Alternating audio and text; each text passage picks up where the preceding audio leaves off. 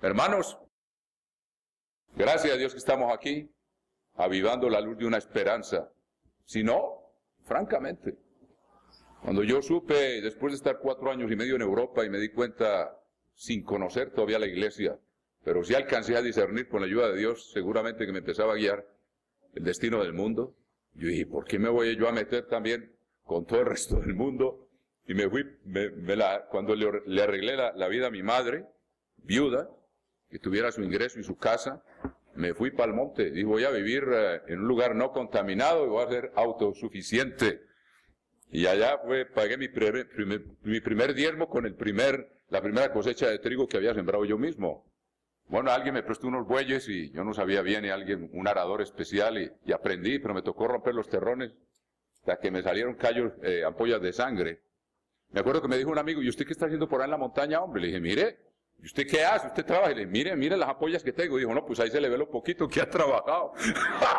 ¡Qué frustración tan espantosa! Porque a un campesino nunca le va a salir una ampolla de sangre. Y que lo diga Filemón, que se crió en el campo, ellos tienen las manos puro callo, ahí no sale ninguna ampolla. A los novatos que van a agarrar un asadón a trabajar 8 horas al día, les salen ampollas de sangre. Bueno, fue en todo caso una experiencia muy interesante. Queridos hermanos, no me quiero desviar porque tengo bastante material. Prepárense, hermano, usted el último día. Y bueno, hasta la cena podemos esperar.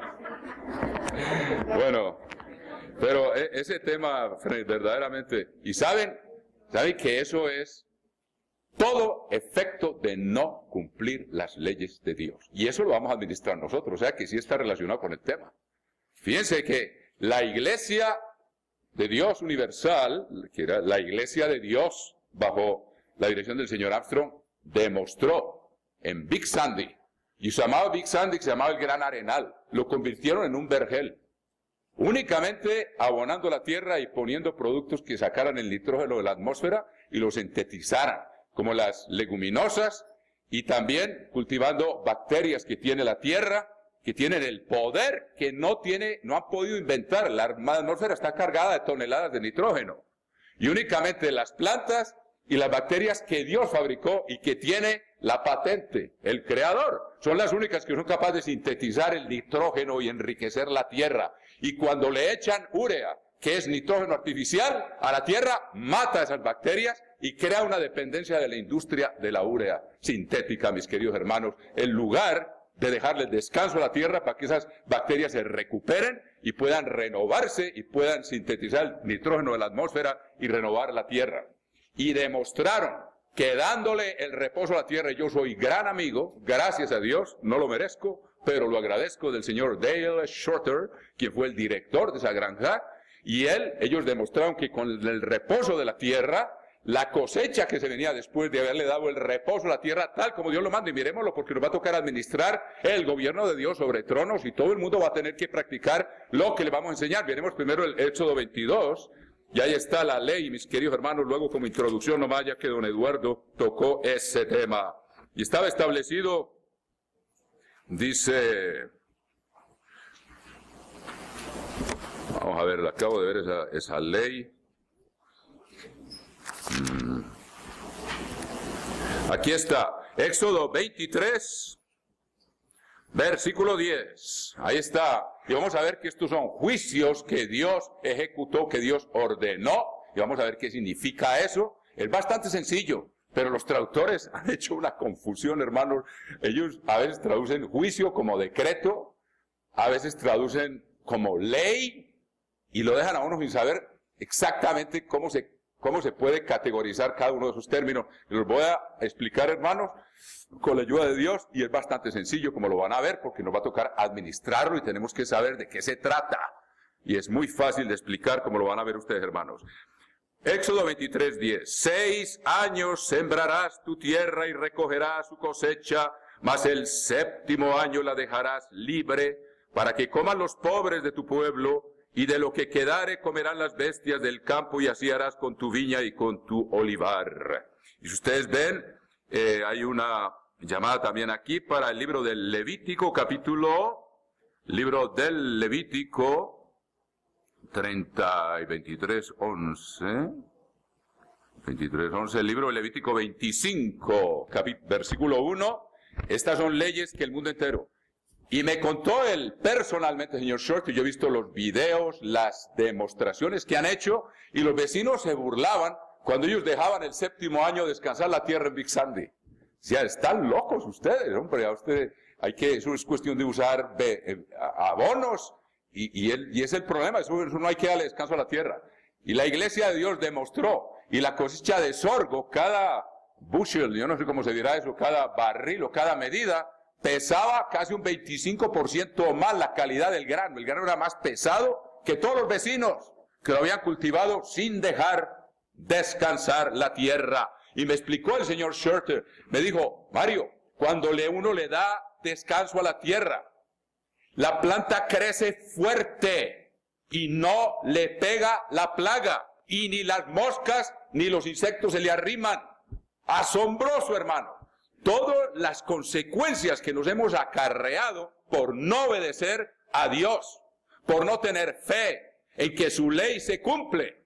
Y fíjense que uno primero tiene que tener fe para dejar la tierra sin cultivar un año entero. Tiene que tener mucha fe. Y vea lo que dice aquí en Levítico 25, como ustedes bien saben, hermanos. Esto es una maravilla. Esto lo vamos a administrar dentro de poco tiempo. Cuando Dios renueve la faz de la tierra, hermanos, la vamos a administrar de acuerdo con las reglas del Creador, mis queridos hermanos. Y me dijo, mire, la planta no se enferma. Y la planta que nace de una tierra que no se le ha dado el descanso, nace frágil.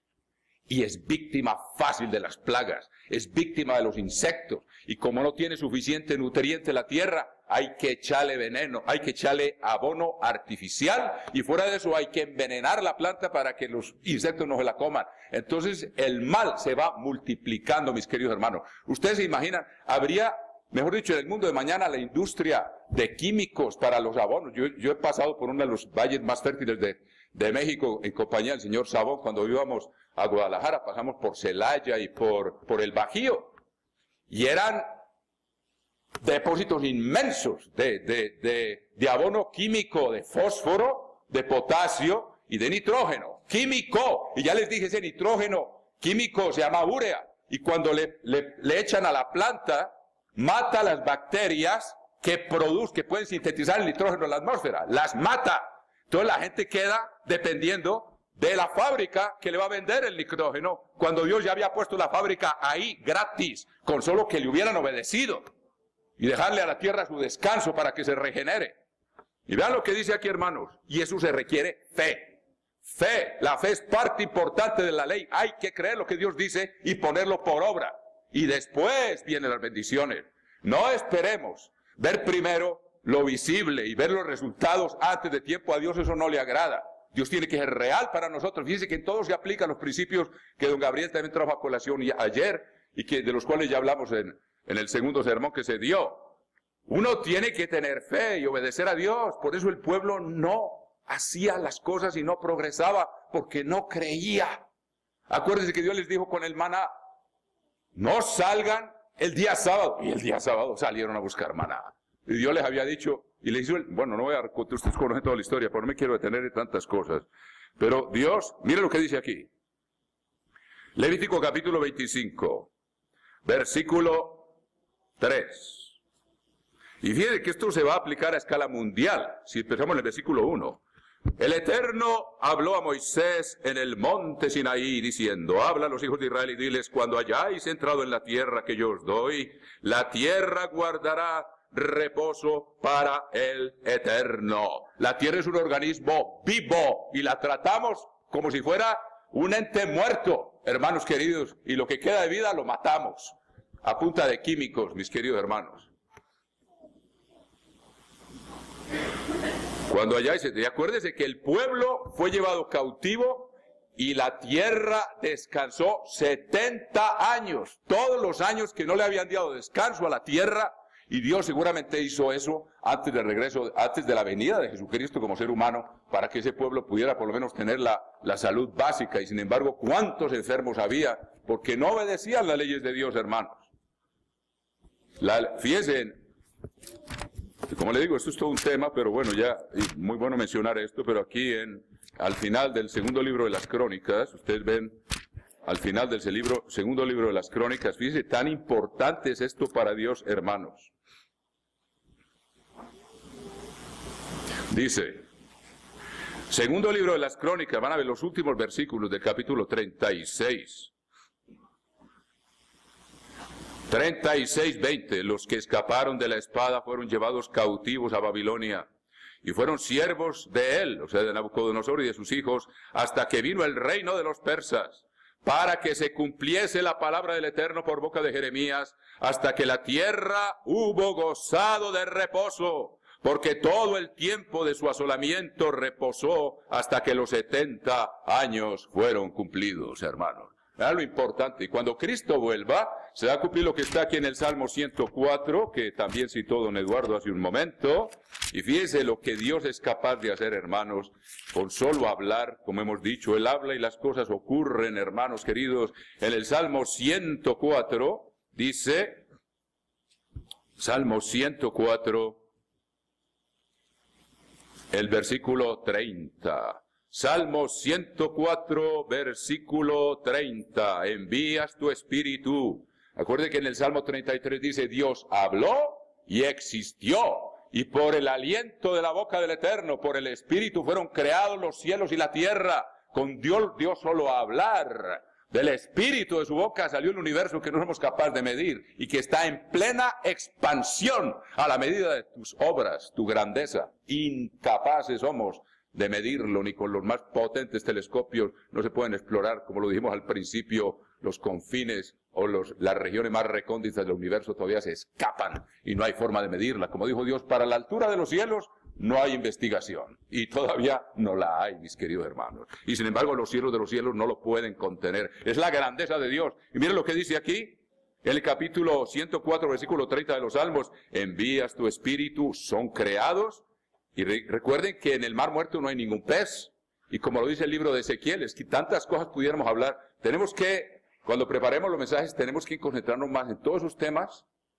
Aunque todo lo que se ha dicho aquí es sumamente útil, la preparación espiritual, que es la principal. Pero tenemos que visualizar también todos esos temas de renovación de la tierra. Creo que don Gabriel tenía uno preparado y yo no le di tiempo. Fue culpa mía entonces. Sí, él me lo dijo. Tengo uno preparado sobre la restauración de la tierra, ya me acuerdo. O sea que me retracto en mis palabras. No, pero todo lo que nos ha sido dado es esencial para poder estar ahí administrando estos principios.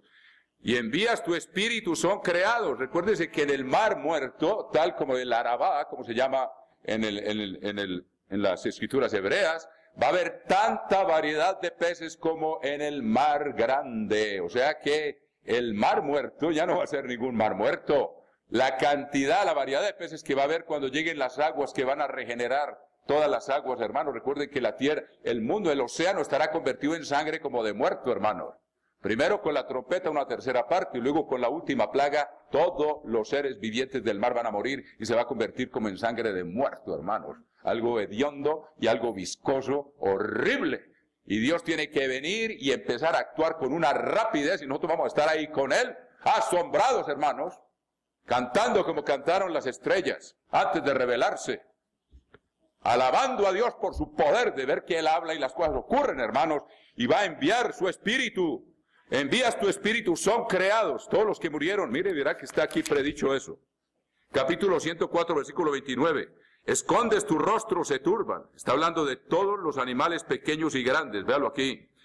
104, versículo 25, he aquí el grande y anchuroso mar, en donde se mueven seres innumerables, seres pequeños y grandes. Allí andan las naves, y van a ser destruidas todas, primero una tercera parte, y luego todas. Allí este Leviatán que hiciste para que jugase en él. Y ese es otro tema que ahora no voy a tocar. Todos ellos esperan en ti para que les des su comida a su tiempo. El plancton, la grandeza de Dios, Él alimenta las aves de los cielos, hermanos queridos. Y nos da y le da el pan a todos los que le temen. Ningún justo jamás ha pasado hambre, hermanos queridos. Allí andan, todos ellos esperan en ti para que les dé su comida a su tiempo. Les das, recogen, abres tu mano, se sacian de bien. Escondes tu rostro, se turban, les quitas el hálito, dejan de ser. Van a morir todos los peces del mar, hermano. Ahí está. Léalo en el capítulo 16 del libro de Apocalipsis. Y vuelven al polvo. Envías tu espíritu, son creados. Dios habla y van a volver a existir, hermanos, cuando Cristo vuelva y renueve. Y luego envías tu espíritu, son creados y renuevas la faz de la tierra. Dios la va a cubrir de humus productivo, tanto que en las cumbres de los montes, como dice Salmo 72, el trigo hará ruido como el Líbano. Usted ve que las cumbres de los montes normalmente están peladas por la erosión. Va a ser tanta el humus y la capa vegetal que va a cubrir aún las cumbres de las montañas, que la cosecha de trigo, usted sabe, cuando el viento sopla, uno oye y son como cascabeles las espigas que se mueven cuando sopla el viento, mis queridos amigos, hasta en las alturas de los montes. A ese nivel va a ser la renovación de la tierra, la abundancia que va a haber, hermanos queridos, en el mundo de mañana. El poder de Dios es absolutamente ilimitado, grandioso, mis queridos hermanos. Así que estas leyes son para Dios importantísimas. Y veamos aquí en el capítulo 25 del Levítico, una vez más, vamos a establecer esto, porque inmediatamente después del día de la expiación empieza un año de jubileo, donde todos los pueblos, no únicamente las tribus de Israel, todos los pueblos de la tierra regresarán a los lugares que Dios les asignó desde el principio, porque el capítulo 32 del libro del Deuteronomio, y el apóstol Pablo lo dijo también en Atenas, Dios les asignó a los pueblos los lugares de su habitación. Dios es el dueño de la tierra. Y así como los hizo repartir después que les confundió las lenguas, después del diluvio, porque no se querían ir a donde Dios les había asignado que se tenían que ir. Los obligó, confundiéndole las lenguas, porque Dios es el creador de toda la tierra y a todas las naciones les ha asignado el territorio. Son tantos los temas, esto no lo tenía yo preparado, pero bueno, que salga, hermanos, porque tenemos que enterarnos de todo lo que va a pasar inmediatamente después de ese día de la expiación, y cuando empecemos nosotros a sentarnos en tronos, todo lo que va a ocurrir con los que queden vivos, hermanos queridos. Vea, por ejemplo, lo que dice aquí en el capítulo 32 del libro del Deuteronomio. Pero es que no terminé lo del Levítico, hermano, perdón. Se van a ir cada uno a su heredad y la tierra va a estar renovada. Todo el mundo no van a estar codiciando los países, emigrando de un país para otro, como los pobres del África del Norte y de muchas partes de nuestra América, hermanos. Se van para Estados Unidos a buscar una vida mejor, debido a la corrupción de los gobiernos, hermanos queridos, debido a se van a buscar, y muchos de ellos verdaderamente han encontrado una vida mejor, aunque las circunstancias ya están cambiando terriblemente debido a la maldad que se acumula también en esos países israelitas. Pero mire, vea lo que dice aquí. En el capítulo 25 del Levítico, tengo que acabar de explicarles esto y que les quede bien grabado. Dice, habló el Eterno a Moisés, versículo 1, en el monte Sinaí, diciendo, habla a los hijos de Israel y diles, cuando hayáis entrado en la tierra que yo os doy, la tierra guardará reposo para el Eterno. Y recuerde que nosotros vamos a entrar en la tierra, en un mundo renovado por el poder de Dios, y la tierra entera va a tener que someterse a esta ley que Dios había impuesto únicamente a nivel de Israel. Pero Jesucristo viene las leyes de Dios, estas leyes van a ser a escala mundial, mis queridos amigos. Va a ser un solo gobierno, una sola religión a escala mundial, mis queridos hermanos. 6 años sembrarás tu tierra y 6 años podarás tu viña y recogerás sus frutos, pero el 7º año la tierra tendrá descanso, reposo para el Eterno. No sembrarás tu tierra ni podarás tu viña. Esto se puso por obra en los días de la Iglesia de Dios Universal y vimos los resultados de la palabra de Dios, mis queridos hermanos. Cómo se cumplen. Yo no me acuerdo bien el fenómeno, pero él me explicó ni la plaga de insectos se le acerca a la planta que ha recibido el descanso de la tierra, hermano. O sea que la industria se arruinaría donde nosotros obedeciéramos las leyes de Dios, mis queridos amigos, y perdería su razón de ser, y todos esos venenos que intoxican. Tantos niños salen deformes en los lugares en California donde se practica la agricultura intensa, hermanos queridos, de tanta fumigación. Es un horror la desobediencia a Dios, las consecuencias que trae, mis queridos hermanos. Sembrarás tu tierra ni podarás tu viña. Lo que de suyo naciere en tu tierra segada, 25, no lo segarás. Y las uvas de tu viñedo no vendimiarás. Año de reposo será para la tierra. Nuestro hermano Gerardo Espada, el año pasado, le dio descanso a su viña. La dejó y no la podó. Y él me preguntó, Mario, ¿usted cree que debo hacer eso? Pues yo sé que ya tenía la decisión tomada. Le dije, naturalmente, hermano, es lo que Dios manda. El único en toda esa región, de todas las viñas que hay, que se produce muy buen vino en esa región donde está él, el único que le dio descanso a su viña fue él, tal como Dios lo ordena. Mas el descanso de la tierra te dará para comer a ti, a tu siervo, a tu sierva, a tu criado y a tu extranjero, que morare contigo, y a tu animal y a la bestia que hubiere en tu tierra, será todo el fruto de ella para comer. ¿Esto qué se necesita? Fe, de que Dios cumple lo que dice, y la gente no lo cree, y dice, no, pues ¿cómo voy a dejar? ¿Qué va a pasar? ¿Qué va a ocurrir? No va a tener cosecha, me voy a quebrar. Y no creen en Dios, hermanos queridos, en el invisible y en su palabra. Y es lo que tenemos que aprender, hermanos. Por eso Dios nos pone la carrera de obstáculos que tenemos que pasar para guardar el sábado. Tiene que ser por fe, para guardar las fiestas, mis queridos hermanos, para obedecer a Dios. Y mire, y luego viene el jubileo, y francamente el día de la expiación va a ser un jubileo donde todo el mundo va a volver a sus tierras, hermanos queridos. Vamos a verlo. Estamos aquí visualizando ese mundo futuro. Ahora mire lo que dice en el versículo 20, para resumir esto, para que vean lo que Dios promete y lo que Dios cumple. Lo que dice en el capítulo 25, versículo 20 dice, y si dijereis, como quien dice, bueno, ¿y qué vamos a hacer? Y si dijereis, ¿qué comeremos el séptimo año? Eso es lo que la gente primero se pregunta. Bueno, ¿qué va a pasar? Si no voy a cultivar la tierra, ¿qué vamos a comer? No va a haber cosecha. Y si dijereis, y fíjense que toda esa cosecha era para la gente pobre, para las viudas, y para aún los animales, y en Big Santo lo hicieron al pie de la letra, hermano. Yo vi las vacas comiéndose lo que salía de esas huertas que tenían, de esos sembrados, ahí las metieron para que se comieran lo que de suyo saliera de la tierra. Y si dijereis, 25-20, ¿qué comeremos el séptimo año? Es lo que la gente se pregunta, porque quiere ver antes de creer. Recuerden, ¿qué dijo Jesucristo? Bienaventurados los que sin ver creyeron. Si nosotros no tenemos fe y nos sostenemos como viendo al invisible, no podemos agradar a Dios, hermanos queridos. Este es un camino de fe. Uno se tiene que basar en lo que no ve. Andamos por fe, no por vista. Y el mundo entero anda por vista. Y si nosotros no nos damos cuenta, vamos a estar actuando como el mundo si no estamos cerca de Dios. ¿Y cómo se aumenta la fe? Ayuno y oración, hermano. Frecuente. No una vez al año. Cristo dijo, cuando vuelva el Hijo del Hombre, ¿encontrará fe en la tierra? Y está hablando también de su propia iglesia, mis queridos hermanos. ¿Encontrará fe? Y acuérdense cuando ellos no pudieron echar el demonio cuando bajó después de la transfiguración, de la cual nos habló muy elocuentemente don Isachar Tenorio.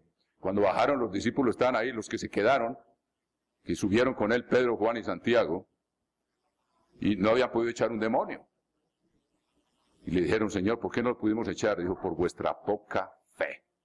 Esta especie no sale sino con oración y ayuno. ¿Qué quiere decir? Oración, pongamos la fórmula algebraica. Oración, O más A igual F. Oración y ayuno igual fe. Si no ayunamos y oramos y nos saturamos de la palabra de Dios y la añoramos, no tenemos fe, hermano. No podemos vivir sosteniéndonos como viendo al invisible. Y si dijereis, ¿qué comeremos el séptimo año? Y fíjese que eso fue lo que hicieron, y Dios los tuvo que mandar en exilio hasta que la tierra descansara las 70 veces que no le habían dado descanso. Y después los dejó volver. Y si dijereis, ¿qué comeremos el séptimo año? He aquí, no hemos de sembrar, ni hemos de recoger nuestros frutos. Entonces yo os enviaré mi bendición el sexto año. Oigan esto. Y ella hará que haya fruto por 3 años. Y saben que en Big Sandy se dieron cuenta que toda la maleza que se reintegra a la tierra se demora 6 años en descomponerse. El séptimo año es cuando termina de descomponerse y se viene una cosecha tremenda, mis queridos hermanos. El proceso de descomposición de toda esa... Porque allá no se tiraba nada, sino que todo se reintegra a la tierra. Toma 6 años en descomponerse. Y por eso es que al final se viene una cosecha enorme. Dice, entonces yo os enviaré mi bendición el sexto año. Y ella hará que haya fruto por 3 años. Hermanos, cuando uno cree en Dios, todo le sale bien, hermano. No había que gastar dinero en fungicidas. No había que gastar dinero en insecticidas. No había que gastar dinero en abonos químicos, hermano. La industria como la conocemos hoy no va a existir en el mundo de mañana, hermanos. La peor contaminación, nomás caminen aquí nomás como hago yo todas las mañanas y bajen al río, hermanos. Y hiede. Yo pregunté qué pasó con ese río. No, hay una fábrica de papel ahí creo que es de Kimberly, ahí en San Juan, y todo se lo tiran al río, hermano, los desechos. Y contaminan todo el río, la industria. No les importa, hermano. No hay como ver uno un río limpio, hermanos, es de las cosas más hermosas que hay, pero ¿a dónde se tiene que remontar uno en las soledades de las montañas para ver un río limpio hoy en día, hermanos queridos? Es una tristeza, pero todo eso va a ser regenerado y nadie va a estar. Y hay gente que ya lo está aprendiendo, por ejemplo, el lago de Ginebra, donde me toca ir, bueno, yo me sacrifico, ¿no? Como dicen, se murió el señor aparte y el señor me dijo, ayúdame con la obra francesa. Entonces hay una iglesia en Ginebra y voy y me hospedo en la casa del señor Roland Lecoq, que tiene una casa a 2 cuadras del lago de Ginebra, donde están los grandes del mundo. Muy interesante, hasta Gaddafi tenía su castillo ahí a pocas cuadras de la casa de él. Y el agua del lago de Ginebra, teniendo una ciudad tan enorme, se puede tomar, es potable. Los suizos se han propuesto, primero, descontaminar porque estaban contaminados. Pero los lagos de Suiza, el lago de Lausana, el lago de Ginebra, de hecho, es el mismo lago, y otras cosas. Pero según la ciudad que esté más cerca, el agua se puede tomar, hermano. Se han propuesto no contaminar sus aguas. Y la primera fuente el recurso acuático de agua más grande que hay en Europa es Suiza. Increíble, ahí nace el río Rin, ahí nace el río Ródano, grandes ríos nacen en esa... Bueno, pero eso es otra historia. Entonces yo os enviaré mi bendición el 6º año, y ella hará que haya fruto por 3 años, y sembraréis el año 8º, y comeréis del fruto añejo hasta el año 9º, hasta que venga su fruto, comeréis del añejo. He ahí la palabra de Dios, hermanos queridos. Toda la industria no tendría razón de ser, ni los transgénicos, ni nada de eso. ¿Por qué los han inventado? Porque no hemos obedecido las leyes de Dios, y le hacen creer a la gente que ya no va a haber plaga, y resulta que todo trae consecuencias. La alteración del orden establecido por el Creador siempre trae consecuencias, hermano. Y muchas veces se dan cuenta cuando ya es demasiado tarde. No sabemos cuántas consecuencias. Ya demostraron con los ratoncitos, o las ratas, como yo les digo ratoncitos, porque son blanquitos, así muy, muy lindos. Ya demostraron que se les convierte, sobre todo sus glándulas mamarias, les da cáncer. Yo lo vi, ahí estaba en la foto. Ya lo demostraron. ¿Cuántas consecuencias irán a venir sobre la población mundial, hermanos? Mientras unos cuantos se enriquecen. Y según me dijo alguien, esa familia Monsanto únicamente come comida orgánica. ¿Cómo les parece a ustedes? La ironía. No comen los transgénicos que ellos están produciendo para que se envenenen los pobres. Y ellos pobres enriquecer, hermano. Eso a Dios lo enfurece, hermanos queridos. Y el mal está llegando al colmo por el lado del homosexualismo, por el lado de la codicia, por el lado de la corrupción, por el lado de la contaminación de todo el medio, precisamente todo por no obedecer las leyes de Dios, donde podíamos tener un jardín del Edén, y es lo que vamos a ver y lo que vamos a administrar dentro de poco tiempo cuando se apliquen todas estas leyes, mis queridos amigos. Entonces, como les dije, va a haber una reforma agraria a escala mundial. ¿Dónde está eso? Fíjense que en el capítulo 32 del libro del Deuteronomio encontramos esa aseveración, mis queridos hermanos, para saber todo lo que va a ocurrir bajo nuestro gobierno, mis queridos hermanos. Las reformas agrarias no siempre han tenido éxito. Aquí se hicieron los ejidos después de la revolución y han tenido pues cierto éxito, pero no se ha practicado la justicia tal como se debería. Entonces dice aquí en el capítulo 32 del libro del Deuteronomio, en el cántico, otro cántico de Moisés que Dios le dijo que compusiera. Está el del capítulo 15 del Éxodo y este es del capítulo 32. Y dice, versículo 7, 32, 7, del libro del Deuteronomio: acuérdate de los tiempos antiguos, considera los años de muchas generaciones, pregunta a tu padre y él te declarará, a tus ancianos y ellos te dirán, cuando el Altísimo hizo heredar a las naciones. No solamente Israel, a las naciones. Israel fue la última en heredar prácticamente de todas las naciones. Era la última de las naciones y Dios la convirtió en primogénito, porque No es del que quiere ni el que corre, sino de quien Dios tiene misericordia. Y nosotros somos parte de ese Israel espiritual de Dios, que es el primogénito, la primera nación que van a ser de nuevo. Cuando el Altísimo hizo heredar a las naciones, cuando hizo dividir a los hijos de los hombres, estableció los límites de los pueblos. Dios estableció los límites de los pueblos, según el número de los hijos de Israel. ¿Por qué? ¿Quiénes son los hijos de Israel? Somos nosotros, hermanos, los que vamos a nacer de nuevo y vamos a gobernar todas esas naciones. Y Dios las dividió según el número de los que iban a ser reyes y sacerdotes, para siempre. Pero Dios les estableció límites a los pueblos. Y seguramente nos dará autoridad sobre esas naciones, tal como está escrito: al que venciere y guardare mis obras hasta el fin, yo le daré autoridad sobre las naciones. Ahí lo ven. Ahí está escrito en el libro del Apocalipsis. Y aquí dice: estableció los límites de los pueblos según el número de los hijos de Israel. O sea, Dios ya tenía previsto que los reinos, las naciones del mundo entero serían gobernadas por Israel, pero por Israel espiritual, por los reyes y sacerdotes nacidos de nuevo, por la esposa de Jesucristo, mis queridos hermanos. Porque la porción del Eterno es su pueblo, Jacob la heredad que le tocó. Entonces ahí vemos cómo va a haber una reforma agraria a escala mundial, pero Dios va a renovar toda la faz de la tierra para que los pueblos vayan y ya no estén pensando: voy a emigrar hacia el norte, como está ocurriendo ahora en el África del Norte, hermanos. Son oleadas de gente acosados por el hambre, por la miseria, bregando a meterse a Europa, hermanos queridos, como también ha ocurrido en este continente americano, y que ustedes saben bien la historia, mis queridos hermanos. Entonces estamos a punto de ver una transformación asombrosa. Veamos cómo se va a iniciar este tema, tengamos una visión de conjunto. Vimos la última vez cómo descendía Jesucristo sobre un caballo blanco, y nosotros también, porque dice la Escritura: estaremos siempre con el Señor. Después de la resurrección, siempre estaremos con Él, y los 144,000 siguen al Cordero por donde quiera que va.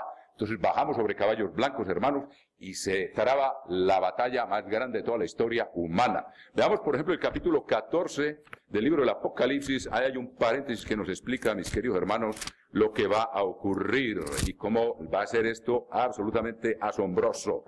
Antes de ver capítulo 14, perdón, hermano, veamos el capítulo 16 y vamos a ver cómo va a haber demonios que van a impeler a las naciones a que envíen sus delegaciones, sus ejércitos, para pelear contra Dios. Satanás está con su gran poder a hacer milagros a escala mundial para convencer a la gente que mande ejércitos a Jerusalén.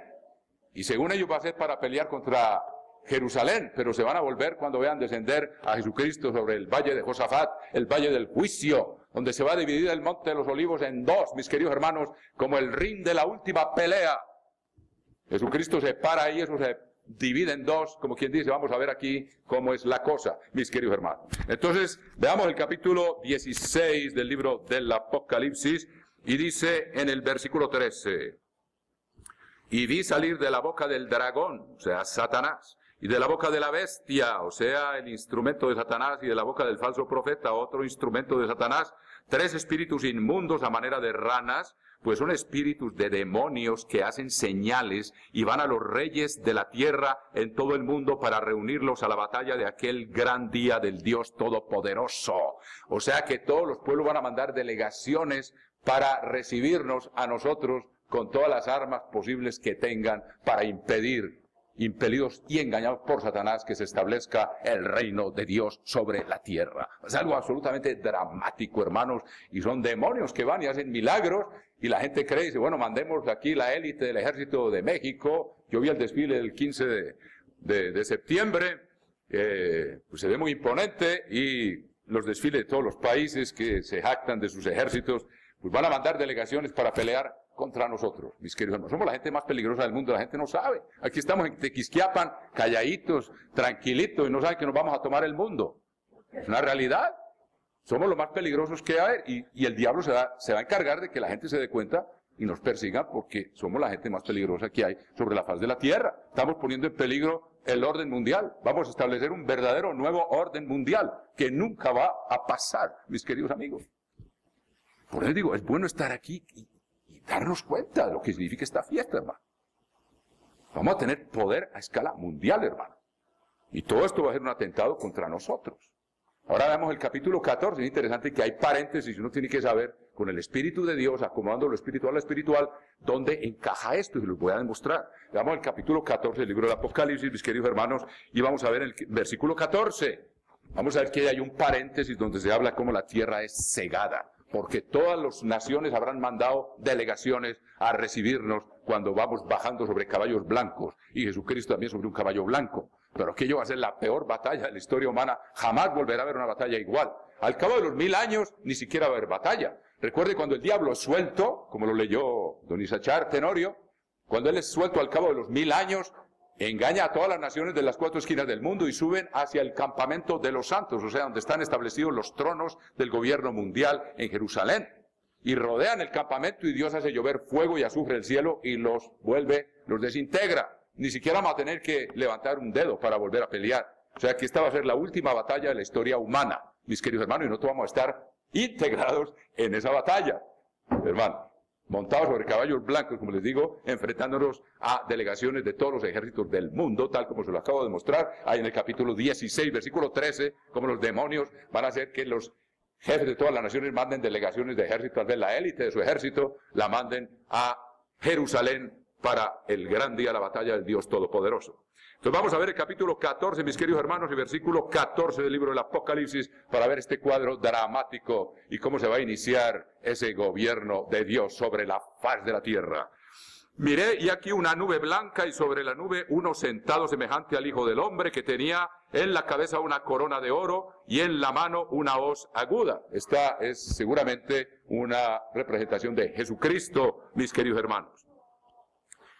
Y del templo salió otro ángel clamando a gran voz al que estaba sentado sobre la nube: mete tu hoz y ciega, porque la hora de cegar ha llegado, pues la mies de la tierra está madura. O sea, el mundo ha llegado al colmo de la maldad y Dios la va a cegar, como ocurrió con el diluvio, como ocurrió con Sodoma y Gomorra, como ocurrió con Canaán, que fueron eliminados, aunque el pueblo no obedeció la orden de Dios y luego se contaminaron con las religiones de Canaán. Versículo 16. Y el que estaba sentado sobre la nube metió su hoz en la tierra, y la tierra fue cegada. Salió otro ángel del templo que está en el cielo, teniendo también una hoz aguda. Y salió del altar otro ángel que tenía poder sobre el fuego, y llamó a gran voz al que tenía la hoz aguda, diciendo: mete tu hoz aguda y vendimia los racimos de la tierra, porque sus uvas están maduras. Y el ángel arrojó su hoz en la tierra y vendimió la viña de la tierra y echó las uvas en el gran lagar de la ira de Dios. Y fue pisado el lagar fuera de la ciudad, donde fueron mandadas las delegaciones de todos los ejércitos del mundo para impedir el retorno de Cristo.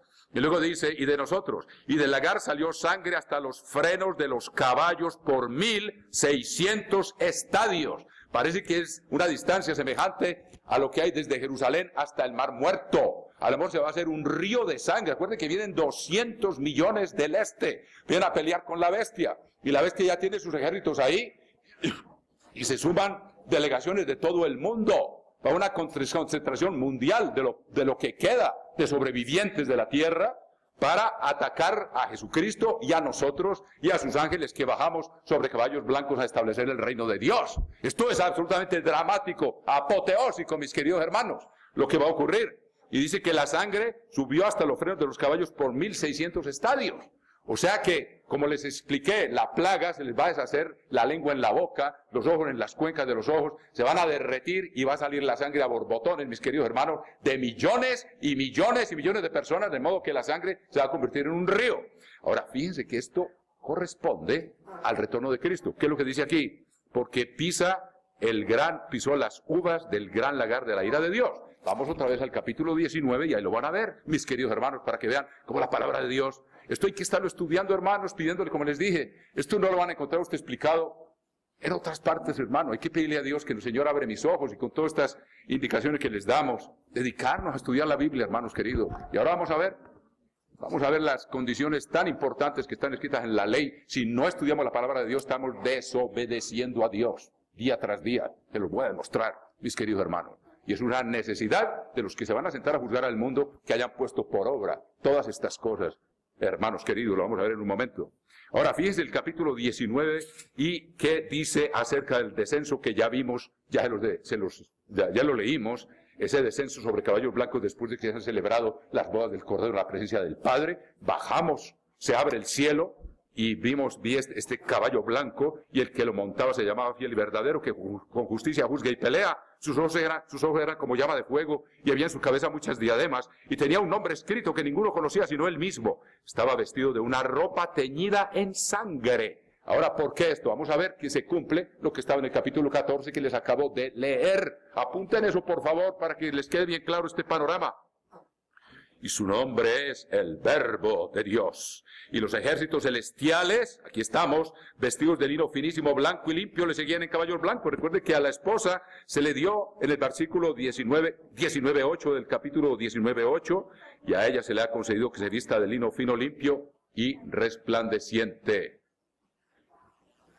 De lino fino y resplandeciente, porque el lino fino es las acciones justas de los santos. Entonces, una vez más, versículo 14 del capítulo 19, los ejércitos celestiales vestidos de lino finísimo, blanco y limpio, le seguían en caballos blancos. De su boca sale una espada aguda para herir con ella a las naciones. Recuerden que ahí van a estar todos concentrados, ya lo vimos. Ven, todo un poquito aquí y un poquito allá. 16:13 de Apocalipsis, los espíritus en forma de ranas van a hacer milagros para que todas las naciones manden delegaciones para impedir el retorno de Cristo. Y por eso dice, para herir con ella las naciones, ahí van a estar todos concentrados. En el valle del juicio, el valle de Josafat, como lo dice el libro de Joel. Y él la regirá con vara de hierro, y él pisa, ahí lo tienen. Aquí está la escena del capítulo 14. Podemos que el capítulo 14 es una descripción de lo que va a ocurrir cuando Cristo con su espada aguda, con su palabra, haga deshacer los ojos en las cuencas y la lengua, y se vuelvan unos contra otros, y se derrame la sangre de miles, de millones, de centenas de millones de personas concentradas, engañadas por Satanás para impedir el retorno de Cristo y el establecimiento del reino de Dios en la tierra. ¿Y qué dice aquí? Y él pisa el lagar del vino del furor y de la ira del Dios Todopoderoso. Ahí lo tienen. Compárelo con el capítulo 14, tal como se los dije, y está en el versículo 19. Y el ángel arrojó, 14:19, su voz en la tierra, y vendimió la viña de la tierra, y echó las uvas en el gran lagar de la ira de Dios. ¿Ven ustedes? Ahí está, armado el cuadro, mis queridos hermanos. Gracias al Espíritu de Dios, que es la gloria sea para Él. Entonces sabemos que después de esa gran batalla que va a ocurrir, entonces sabemos que llega el día del ayuno, tal como se explicó y como lo hemos explicado, y Dios le quita el velo. Una vez que sean derrotados y completamente aniquilados, ¿qué va? Va a quedar un resto de toda esa gente, y en la población mundial va a quedar un resto. Pero la población mundial va a estar diezmada debido a la sexta trompeta. Ustedes ya se los expliqué, en una hora perece una tercera parte de los habitantes de toda la tierra, hermanos, capítulo 9 del libro del Apocalipsis. Y dice aquí, 9:15, y fueron desatados los 4 ángeles que estaban preparados para la hora, día, mes y año, a fin de matar a la tercera parte de los hombres. Esta es la sexta trompeta, después de que han corrido los 4 jinetes del Apocalipsis, después de que han sonado las 7 trompetas encima de los 4 jinetes que se van a intensificar y se están intensificando. Yo creo que están haciendo mucha bulla tus niñitos, Lulú, me da mucha pena. A veces me distrae un poquito. Pero si te puedes hacer allá donde yo estaba, sí, me perdonas, pero me tengo que concentrar mucho por este tema. Con todo respeto te lo digo, con todo cariño. Entonces, ¿alguien le puede ayudar a llevar al niño allá atrás? Queda aquí. Yo creo que ya se pueden entretener un poquito más fácilmente. Gracias.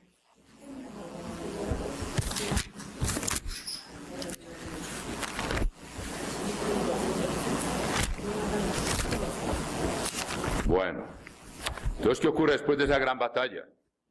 Satanás es echado en la prisión, y el velo del engaño es quitado. Y la gente que quede viva después de esa batalla, hermanos, imagínense los ojos grandes que van a tener después de ver un río que bajó hasta el Mar Muerto, aproximadamente desde Jerusalén, desde el valle que se va a abrir, un gran valle, el Monte de los Olivos. Cuando Jesucristo se pare ahí, se va a partir en 2. Y va a ser un valle anchísimo, ahí va a ser la última batalla. Según parece indicar la profecía, va a ser ahí. Y los que queden vivos, hermanos, y todavía Entonces ahí entra la profecía de Zacarías, mis queridos hermanos. Vamos a verla, que el señor Meredith siempre la cita, la profecía de Zacarías, capítulo 14, mis queridos hermanos, para volvernos a poner aquí en el escenario. Después de que el diablo es encerrado, a los pocos días empieza entonces la fiesta de los tabernáculos, y los que queden vivos, y Jesucristo tiene que empezar a actuar con una rapidez, y ya hemos hablado de eso. Van a salir fuentes de los montes, de todas partes, para que pueda sobrevivir la gente, y va a limpiar la atmósfera del ataque nuclear más grande que habrá conocido la historia, para matar a una tercera parte del género humano en una hora, con un ataque nuclear de parte del Oriente, hermanos queridos. De parte de los rusos, los ucranianos y los chinos. Ellos, provocados por la bestia, como les expliqué en el sermón de trompetas, 5 meses buscando la muerte, ya no les importa, y lanzan un ataque nuclear para acabar con todo lo que hay bajo el dominio de la bestia, mis queridos hermanos. Seguramente aquí van a caer bombas también, porque México aparece el primer productor de plata en el mundo, y aparece uno de los principales negociantes con la bestia. Es el país de México, hermanos, y toda esta Hispanoamérica, de todo modo, ya fue parte de ese imperio a lo largo de la historia, mis queridos amigos. Ustedes bien lo saben, bajo Carlos V, toda esta América hispana, desde México hasta la Patagonia, estuvo bajo el dominio de la bestia, mis queridos hermanos, y así va a volver a ocurrir dentro de poco tiempo. Entonces veamos lo que va a ocurrir para que nos pongamos en el escenario después de esa batalla tan absolutamente asombrosa, que va a haber un río de 1.600 estadios, que según lo han medido desde Jerusalén, habrá 1.600 estadios aparentemente hasta el Mar Muerto. Yo no he calculado esas medidas. Aquí hay ingenieros que a lo mejor nos pueden demostrar mejor el tema de lo que puedo yo, mis queridos amigos. Capítulo 14, versículo 17, ¿qué va a ocurrir después de que ocurra esa enorme batalla y que se haya pisado el vino del lagar de la ira del Dios Todopoderoso y que hayan muerto millones y millones y millones de ejércitos enviados, no solamente los que vienen del oriente, no únicamente los de la bestia que estaban concentrados ahí en el valle de Megiddo, y cuando Cristo baja se van viniendo hacia Jerusalén, porque el encuentro va a ser junto al Monte de los Olivos? Por eso se llama la batalla de Jerusalén, mis queridos hermanos. Y aquí dice, capítulo 14, versículo 16 del libro de Zacarías. Y ahora ustedes entienden por qué dice los sobrevivientes, porque no van a quedar muchos, hermanos queridos. Dios va a volver a comenzar con familias, pocas familias de toda la faz de la tierra. Y todos los que sobrevivieren de las naciones que vinieron contra Jerusalén. Recuerden que el diablo se encargó de mandar delegaciones a todas partes, además de todos los que ya estaban concentrados ahí. Les repito, los 200 millones del oriente, más todos los ejércitos de la bestia, más todas las delegaciones del mundo entero, para impedir el establecimiento del reino de Dios, que venimos nosotros a establecer, siguiendo a nuestro amado Maestro, Señor, Esposo, Rey de Reyes, Jesucristo, mis queridos hermanos. Vamos a pelear contra el mundo entero, todo el mundo, y acuérdense que primero vamos a ser probados, vamos a ser aborrecidos del mundo entero. El diablo se va a encargar que nos aborrezcan, pero después de 3 años y medio va a ocurrir esto, mis queridos hermanos, cuando venimos a imponer un gobierno a escala mundial, con un poder superior al del mundo entero concentrado, mis queridos hermanos. Y todos los que sobrevivieron de las naciones que vinieron contra Jerusalén, y verá, vienen es contra Jerusalén. Estaban primero reunidos en Megiddo, y luego cuando ven a Jesucristo bajar sobre el caballo blanco seguro, se vienen todos, son como 70 kilómetros, con toda su artillería, con toda su infantería, con toda su fuerza aérea, seguramente se vienen, y ahí va a ser el gran encuentro, y los que queden vivos, después de la plaga que les mande y sale un río, como les digo, hasta los frenos de los caballos, por 1.600 estadios, todos los que sobrevivieren de las naciones que vinieron contra Jerusalén subirán de año en año para adorar al Rey. ¿Cuándo? Cuando les haya quitado el velo, que también leímos, y leyó don Isachar, que Dios hará un gran banquete a todos los pueblos, a todas las naciones. Los va a invitar a subir a Jerusalén, y Jesucristo va a multiplicar los panes en unos banquetes. Imagínense las mesas que se irán a poner, porque son seres físicos, y nosotros seguro nos vamos a sentar ahí alternaditos con ellos, y les vamos a estar sirviendo, hermanos, como también lo explicó don Gabriel. Seguramente vamos a estar nosotros, como reyes, imitando el ejemplo de nuestro maestro, sirviendo las mesas a miles de personas, hermanos. ¿Cómo irá a ser? En Argentina tienen un récord de un asado, yo creo como de más de 1 kilómetro, hermano, y todo el mundo bienvenido. Como dice una copla de un gaucho argentino, dice, con su permiso voy a adentrar, aunque no soy invitado, que me pago un asado no es de naides y es de todos. Entonces, eso, matan reses allá, un hacendado de esos, y ponen una parrilla, hermanos queridos, y eso, yo creo que tienen un récord, que en Uruguay habían hecho uno, y los argentinos dijeron, no nos van a ganar los uruguayos, y hicieron un asado, yo no tengo la cifra, no se la puedo decir, pero enorme, hermanos, y todo el que quisiera venir a comerse su buen churrasco, ahí estaba, hermanos queridos, como han hecho aquí el doctor, el Charro del Norte allá, el doctor Ontivero, resultó ser un experto de la parrilla. Ni la lluvia lo paró. Como dijo Isachar, antenoche comimos lluvia a la parrilla, mis queridos hermanos, porque se metía todo el agua ahí. O sea que aquí ya estamos en esas. Imagínense las multitudes que van a venir y cómo se van a servir mesas ahí. Y con el poder de Cristo, si multiplicó los panes, ¿cómo irá a ser aquello, hermano? Esas mesas puestas y nosotros seguramente sirviéndole a toda esa gente y sentándonos ahí. Por eso dice, bienaventurados los invitados a la cena de las bodas del Cordero, porque vamos a estar celebrando por 1000 años el banquete de las bodas del Cordero. Eso es lo que es la fiesta de los tabernáculos, hermanos. Ya tenemos que transportarnos a eso y ver aquello para que esa visión gloriosa del futuro, hermano, nos mantenga vivos después de que salgamos de aquí, que estamos protegidos y no dejemos apagar la lámpara ni la visión de ese mundo glorioso que se acerca.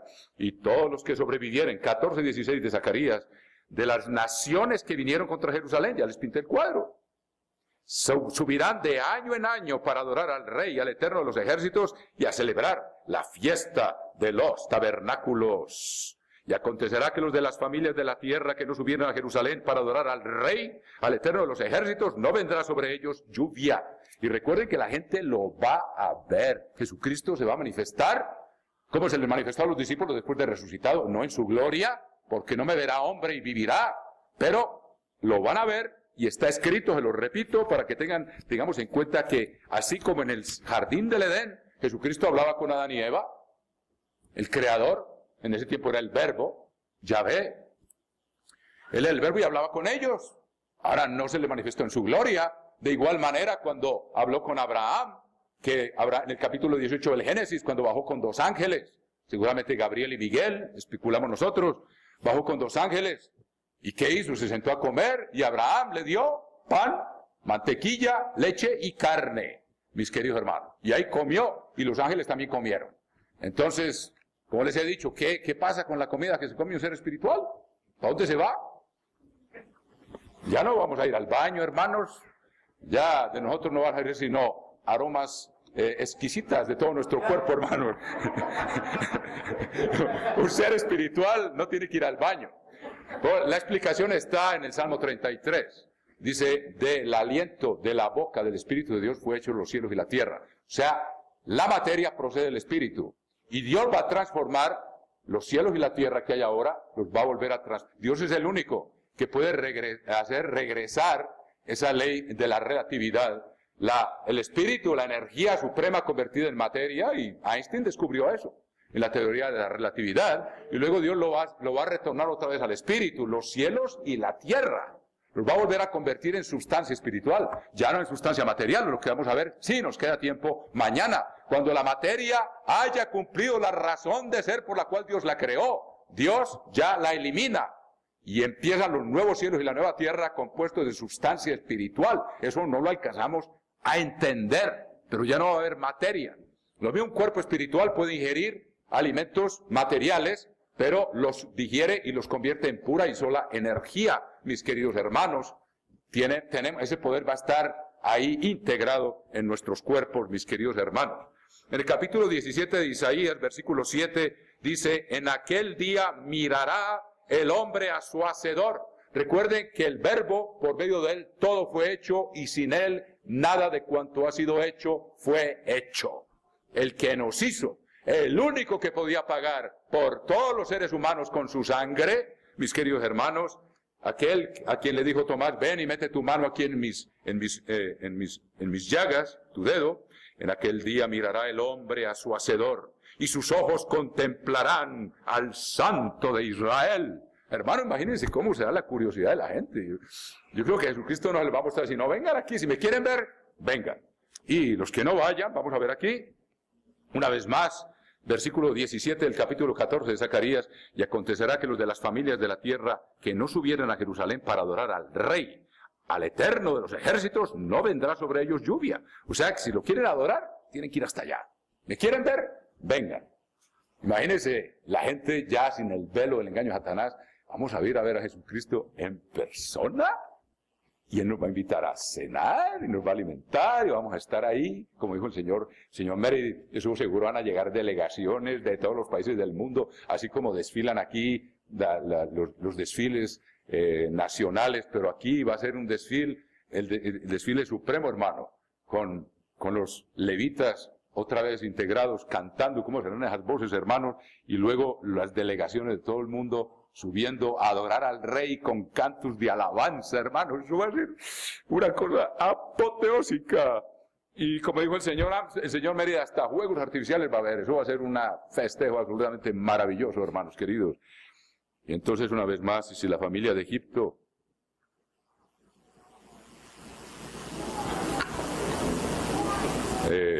y acontecerá que los de las familias de la tierra que no subieran a Jerusalén para adorar al Rey, al Eterno de los ejércitos, es prueba de que Jesucristo es Jehová, es Yahvé, Rey de reyes, Señor de señores. Y eso es otro estudio irrefutable, que Jesucristo y el Padre comparten el nombre de Yahvé. Yahvé dijo a mi Señor, siéntate a mi diestra. ¿Quién está hablando ahí? ¿Se acuerda que Jesucristo le preguntó a los fariseos? ¿De quién es hijo el Cristo? O sea, el Mesías. El Cristo en griego. No les dé miedo, esa es la palabra traducida, y yo lo he verificado con expertos, y hay quienes dicen que esa palabra no es, sí es. El Cristo significa el ungido, el Mesías. Y Dios permitió y conservó su palabra en griego, hermanos, por si alguien tiene duda. Pero Él les dijo, ¿de quién? Claro que les está hablando en arameo, pero eso está traducido al griego y así recibimos ese mensaje, por medio del griego, el manuscrito griego, y luego traducido a otros idiomas. Dios lo permitió así para que se difundieran sus buenas noticias por el mundo entero, a todas las naciones. Dice, Jesucristo dijo, ¿de quién es hijo? El Mesías. Dijeron, ¿de David? ¿Así? ¿Y cómo David le llama Señor? Cuando dijo Yahvé, búsquenlo en el Salmo 110, ahí está. Dijo Yahvé a mi Señor, Adonai, o Adón, siéntate a mi diestra, hasta que ponga a tus enemigos por estrado de tus pies. ¿A la diestra de quién está sentado Jesucristo ahora cuando subió? A la diestra de Yahvé, y es el Padre. Y sin embargo aquí está hablando, dice, si la familia, los que no subieran a Jerusalén para adorar al Rey, Yahvé de los ejércitos. Los dos comparten el nombre de Yahvé, de eterno. Y la Escritura lo demuestra. Lean el Salmo 110, ahí está. Dijo Yahvé a mi Señor, siéntate a mi diestra. ¿A quién le está hablando? Al Verbo, que llegó a ser Jesucristo. Y luego Jesucristo también se llama Yahvé. O sea que son dos seres que comparten el mismo nombre. Hermanos queridos, evidente. Y sin embargo, se lo tratamos de explicar a un rabino de cuyo nombre no quiero acordarme, y no les entra, hermano. No saben quién es Jesucristo. Creen que es un solo ser, que Dios es un solo ser. Resulta que no entiende que Jesucristo dijo, el Padre que está allá arriba y yo que estoy aquí abajo somos uno. Dios es un solo Dios, pero son dos seres. Y nosotros nos vamos a integrar en la misma familia porque Cristo es el primogénito entre muchos hermanos. Y seremos parte de la familia divina, hermanos queridos. Y si la familia de Egipto no subiéramos, ustedes ya saben esa parte.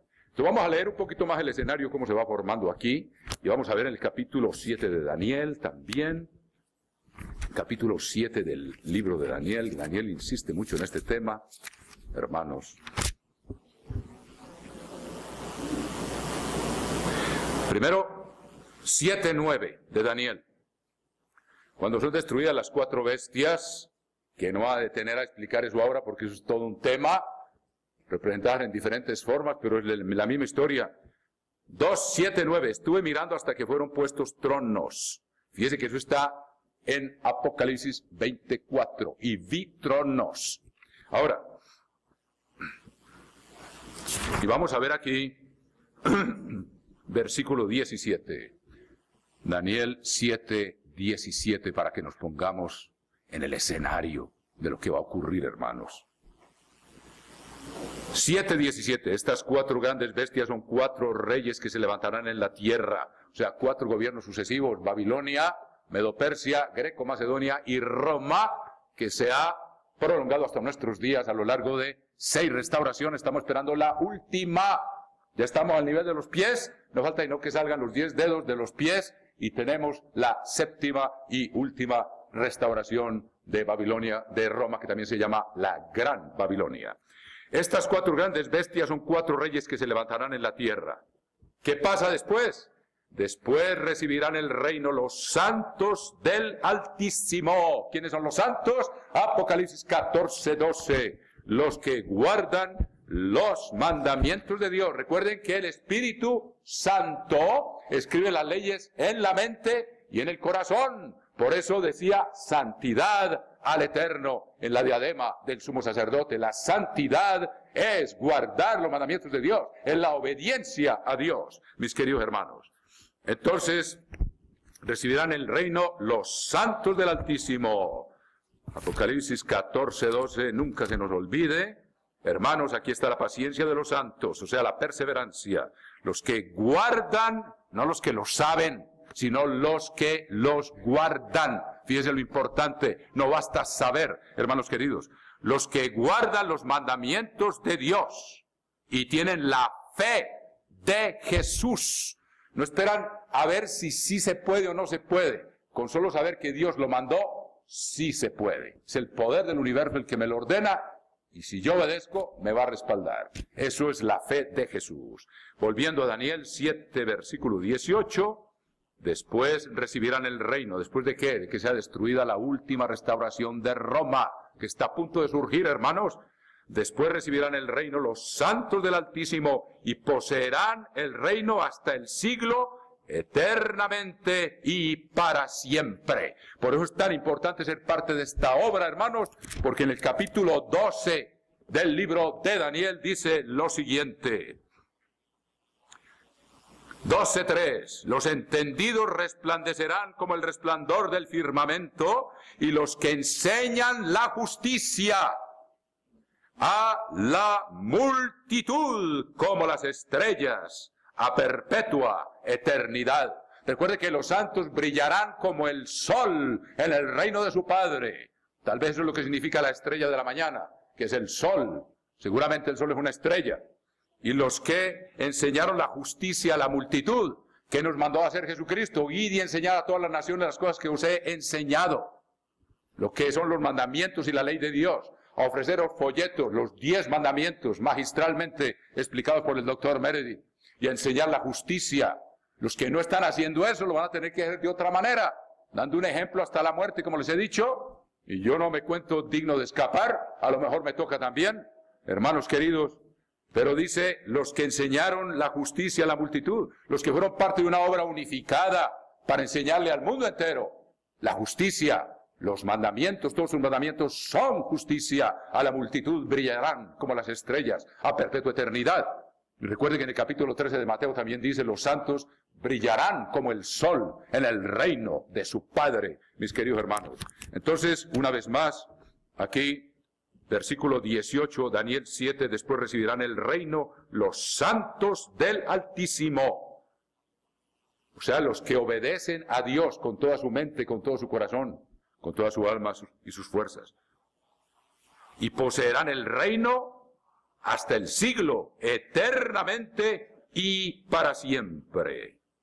Y fíjense que una vez más se repite, versículo 26 del capítulo 7 de Daniel, pero se sentará el juez y le quitarán su dominio, o sea, a Satanás y a todos, a la última restauración de Roma, para que sea destruido y arruinado hasta el fin, y que el reino y el dominio y la majestad de los reinos debajo de todo el cielo, recuerden que es un gobierno mundial, se ha dado al pueblo de los santos del Altísimo, cuyo reino es reino eterno, y todos los dominios les servirán y obedecerán. Nadie se podrá resistir, porque tendremos poder para imponer la ley de Dios, a fin de que el mundo aprenda el camino de la felicidad. Al principio va a tener que ser a la fuerza, hermanos, y una vez que lo experimenten, ya querrán seguir, mis queridos hermanos. Muy bien. Bueno, aquí está el escenario. ¿Y qué ocurre entonces? Aquí está.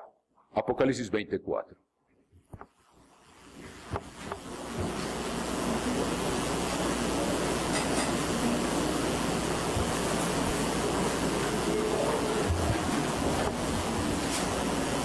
Y vi tronos, y se sentaron sobre ellos, tal como los vio Daniel, aquí Juan los ve. Se sentaron sobre ellos los que recibieron facultad de juzgar. Quiere decir que ya fueron juzgados, y fueron juzgados dignos. Miren ustedes, 1 Pedro 4:17, hermanos queridos.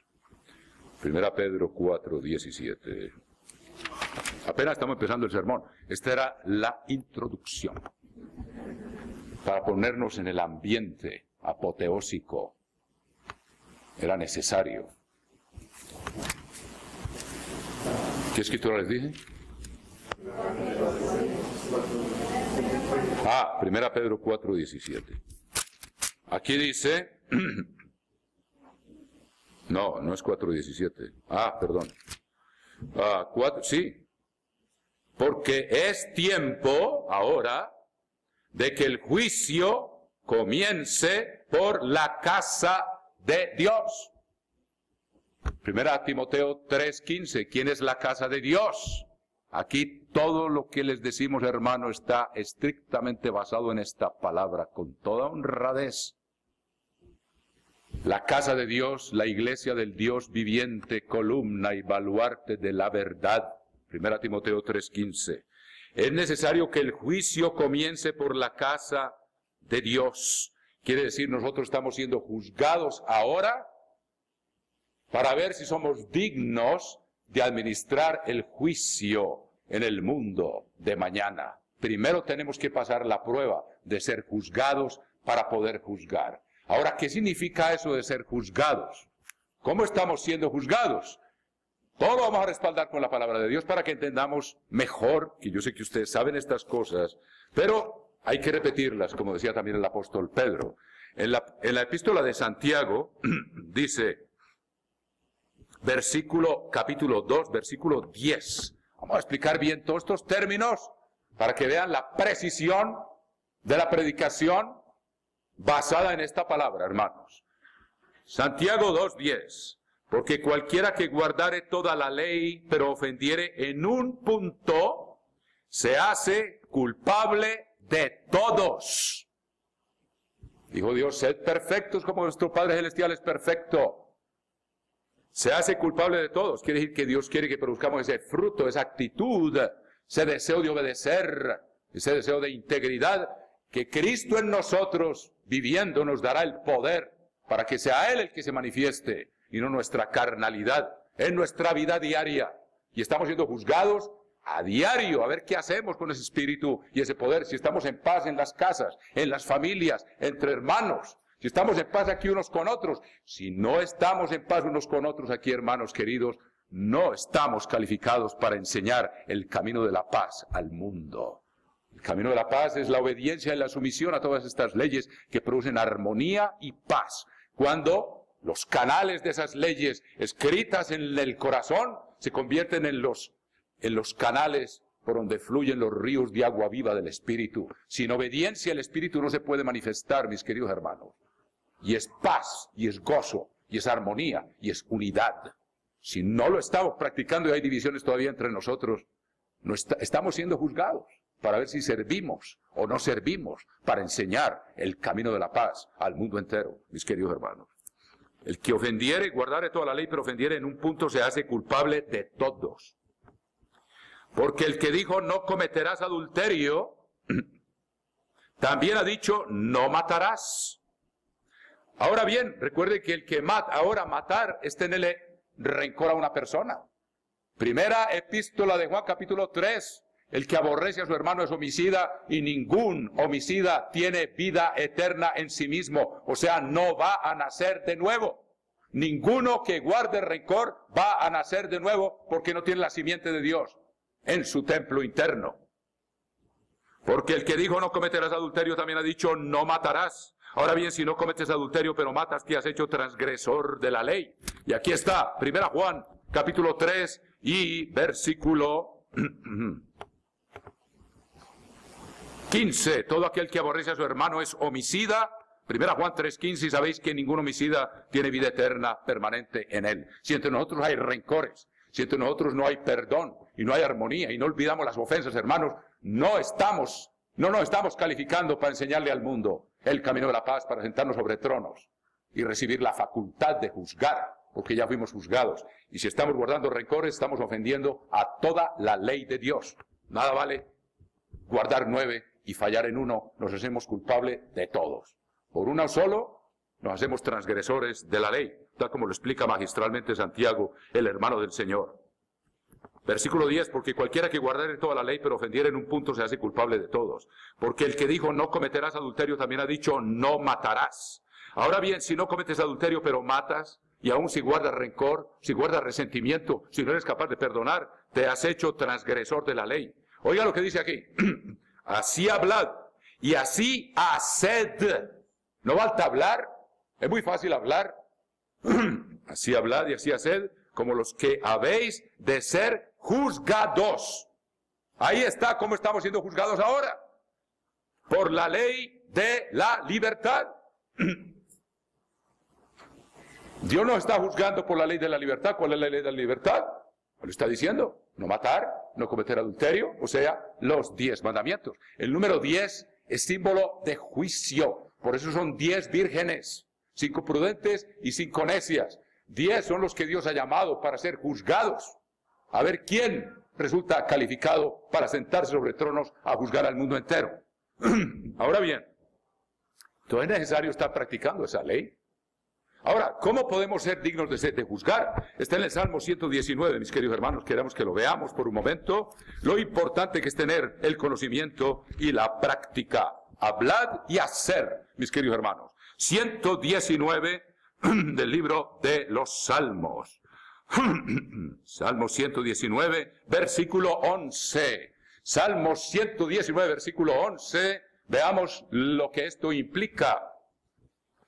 En mi corazón he guardado tus dichos. Y acuérdense que los dichos de Dios personalmente fueron los 10 mandamientos, hermanos. La base fundamental por medio de la cual estamos siendo juzgados. En mi corazón he guardado tus dichos para no pecar contra ti.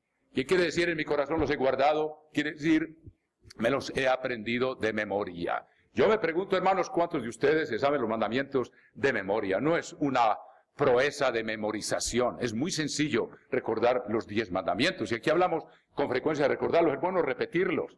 Y no les voy a tomar lección, pero los voy a dejar con esa gran inquietud, hermanos. Y hay que enseñárselos a nuestros hijos. Los niños tienen muy buena memoria. Y es importante a saberlos de memoria. Si están escritos en el corazón y escritos en la mente, ¿cómo es posible que no los sepamos de memoria? Es el contrato matrimonial con Cristo, por medio del cual nos estamos siendo juzgados, a ver si servimos para juzgar al resto del mundo. Estamos siendo juzgados por la ley de la libertad. ¿Por qué se llama la ley de la libertad? ¿Qué dijo Jesucristo? ¿Cómo empieza el primer mandamiento? Esta es la definición. Me gustaría preguntarle alguna vez si me lo dice. Yo creo que lo deberían de saber. Yo soy el eterno tu Dios, que te saqué de la tierra de Egipto, de casa de servidumbre. ¿Por qué la ley de la libertad? Porque Dios los sacó de Egipto con mano fuerte, como nos sacó. Recuerde que nadie puede venir a Cristo si el Padre que me envió no le trajere. Ya me está viendo patinar aquí don Isachar, la garganta. Pero con la ayuda de Dios y con tu ayuda, gracias, hermano. Entonces,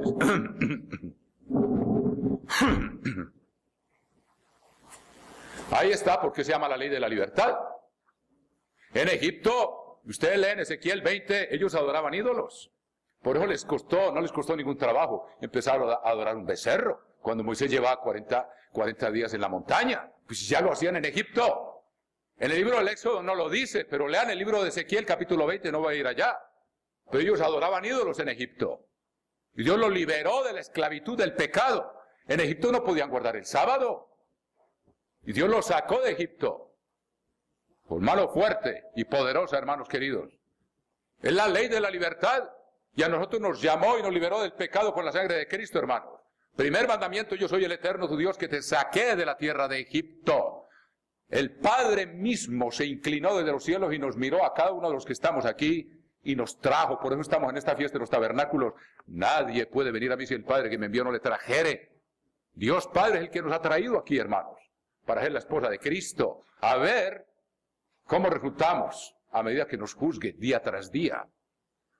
Y es necesario saber esa ley de memoria, porque es como vamos a administrar el gobierno de Dios. Y ahora vamos a ver que los estatutos y los juicios se desprenden de esos 10 mandamientos. Pero es la esencia, es el fundamento perfecto, hermanos queridos. Como les digo, prepárense. Dentro de un ratico les doy un recreo, porque todavía tengo bastante material para ustedes, mis queridos hermanos. Pero hay que aprovechar, estamos en la fiesta de los tabernáculos y vinimos aquí, pues principalmente a esto, como dijo Gabriel, actividades, todos los días, a mañana y tarde unos cuantos días, 3 días, todos los días actividad. Bueno, yo soy el Eterno tu Dios que te saqué de la tierra de Egipto de casa de servidumbre. Estaban esclavos y los libró de la esclavitud y nosotros éramos esclavos. El que peca es esclavo del pecado. A mí me sacó Dios de la idolatría y yo creo que a la mayoría de ustedes los sacó de la idolatría, excepto los que nacieron dentro de la iglesia ya liberados con sus padres. Yo soy el Eterno tu Dios que te saqué de la tierra de Egipto de casa de servidumbre. No tendrás otros dioses delante de mí. Y ya vimos que el jefe se puede convertir en Dios si le damos más respeto al jefe que al que está arriba sobre el gobierno del universo. Le estamos dando más respeto a una persona que se convierte, al que uno le obedece, de él es esclavo. O somos esclavos de Dios o somos esclavos del mundo, hermanos queridos. Fíjense lo que implica ese mandamiento. No tendrás otros dioses delante de mí. No te someterás a nadie más. El que ama a su padre o a su madre más que a mí no es digno de mí. El que ama su trabajo y le da miedo no es digno de mí. Tenemos que ver con qué claridad y con qué autoridad Dios nos habla, hermanos. Esto no es un juego. Esto es un asunto muy serio. Si vamos a gobernar al mundo entero y después el universo entero, tenemos que tomarlo muy a pecho, mis hermanos queridos, y mantenernos cerca de Dios con esa fe que nos permite ver al invisible, con ayuno y oración frecuente. Hay gente que ayuna únicamente una vez al año, hermano, eso no basta. Hay unos que ayunan una vez al mes, bueno, ya está mejor. Otros 2 veces por mes, otros una vez por semana. Cada uno tendrá que decidir. Dios no impone, pero cada uno, según su corazón, debe decidir para poder vencer y poder tener esa visión y dedicar un día, hermanos, cortar televisión, cortar computador, cortar. Por ahí tengo un artículo, cómo liberarse, cómo desconectarse del mundo. ¿A dónde se fue Cristo a ayunar? Al desierto. Pero no nos podemos desconectar del mundo y dedicarle a Dios 24 horas o 36 horas, hermanos. ¿Cómo vamos a poder desarrollar una relación profunda con nuestro Creador si no le dedicamos el tiempo necesario? ¿Cuántos días ayunó Moisés, hermanos? Yo a veces ayuno 2 o 3 días, me parece que me voy a morir, y me acuerdo Moisés, 127 días. Y le pido, Señor, ayúdame. ¿Usted sabe la cuenta? Él ayunó 40 días allá arriba, otros 40 abajo, para que Dios no matara a Aarón, entre otras cosas. Y al cabo de los 40 le dijo Dios, mira, hazte otras tablas y sube aquí. Pero acuérdense que antes de subir la primera vez estuvo 7 días allá esperando que Dios lo llamara de la nube. Moisés empezó el ayuno en la época de Pentecostés, cuando dio Dios los 10 mandamientos, y lo terminó, según calculó el señor Owen, el día 15 del 7º mes, cuando bajó con el rostro resplandeciente, con las tablas del pacto en sus manos, cuando Dios le volvió a dar las tablas del pacto que el pueblo había profanado, el pacto que habían hecho, y bajó con el rostro luminoso, o sea, figura de Jesucristo, del nuevo pacto. Elías anduvo 40 días por el desierto, con una comida que le dio el ángel. Tenemos que tener esa visión. David estuvo 7 días tirado en el suelo sin comer ni beber. Esther ayunó 3 días y 3 noches. Hermanos, tenemos muchos ejemplos. El ayuno es saludable. Dios nunca nos manda nada que sea malo para nosotros. Yo les he explicado que en Estados Unidos hay médicos que ayunan 24 horas por semana porque saben que es una de las mejores formas de mantener la juventud y de que el cuerpo se regenere. Descansan los riñones, descansa el sistema digestivo, descansa el hígado. El corazón no puede descansar, pero el cuerpo descansa. Y los que se acostumbran ya no pueden vivir sin eso.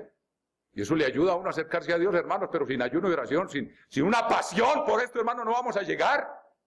Cristo quiere una mujer que lo ame apasionadamente, no a medias. Y para eso es necesario imponernos esa disciplina, que no nos hace sino puro bien. Y dedicarnos a estudiar, a beber esa palabra. No a meternos al internet a ver qué dijo fulanito y peranito con una actitud laodicense, que no es digna de confianza, hermanos. Sino con ayuno y oración, dedicarle tiempo a mantener la lámpara encendida. ¿Cómo vamos a juzgar al mundo? Mantener la lámpara encendida a diario es un estatuto perpetuo. Ahora les voy a explicar lo que son los estatutos. Bueno, hermanos, ni siquiera estamos empezando aquí ahora hoy. Pero bueno, sigamos.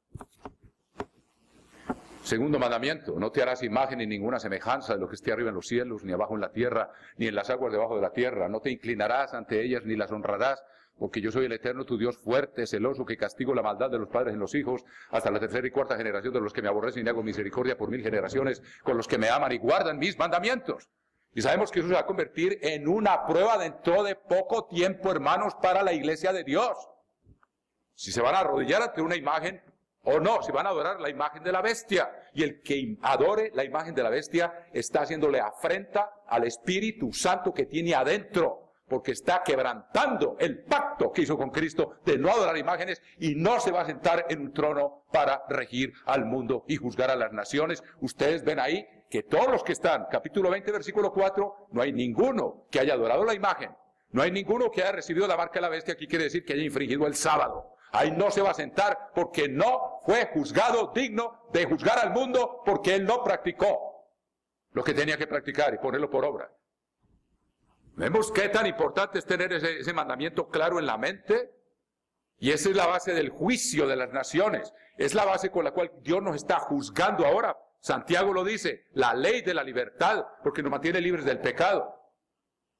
Y ese segundo mandamiento, lo vimos en la historia de Daniel, fueron probados con ese mandamiento y se mantuvieron fieles los 3 amigos de Daniel. Y muchos de nosotros y de la iglesia de Dios que hay hoy dispersa por todo el mundo haciendo lo que bien le parece, vamos o van a ser juzgados, van a ser probados con ese mandamiento. Luego el tercero, no tomarás el nombre del Eterno tu Dios en vano, porque no dará por inocente el Eterno el que tomare su nombre en vano. Poner a Dios de testigo de algo que no es cierto. Eso no quiere decir tomar el nombre de Dios traducido. Eso no es cierto, hermano. Dios no nos iba a poner una trampa por 2000 años, viendo que únicamente conocemos un nombre traducido, aunque gracias a las investigaciones a todos sabemos cuál es el nombre hebreo de Dios. Y no hay ningún mal en pronunciarlo tal como estaba en hebreo, como Yahvé, según me dijo el señor David Icar en Honduras, y su familia, que se crió en los kibbutz de Israel, siendo miembros de la iglesia, el papá y la mamá y los hijos.